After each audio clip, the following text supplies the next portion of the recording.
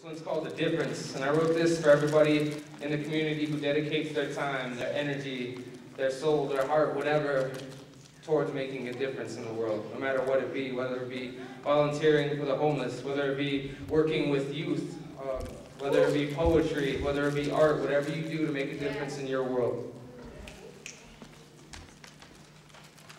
This is the difference between lions and mice. This is the difference between fire and ice. This is the difference between a monster or beast. This is the difference between the booth and the streets.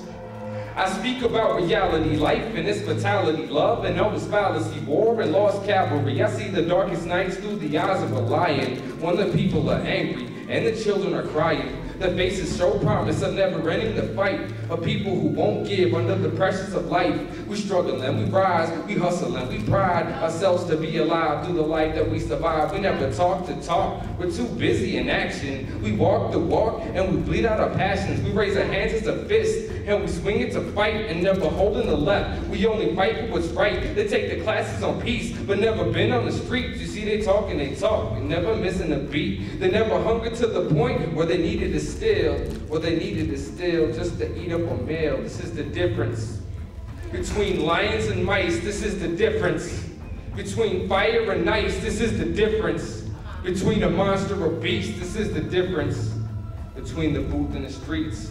See, it's the difference that we make, and the difference you don't, between the people who will and the people who won't. There's only you who would fight, and fight with the light at the end of a barrel or at the blade of a knife. I look fear in the eyes without a shiver or fright, and turn the world with my words when I deliver the night. We feed our families with our hopes and our wishes, and starve ourselves on a quest for a vision. And some of us wander with nowhere to go and freeze to death on the streets because the world is so cold. We're political activists who protest the war while you're sending troops to murder the sick and the poor. So raise your hand in the air, try to grab it and miss, and what you're left with is your hand in a fist.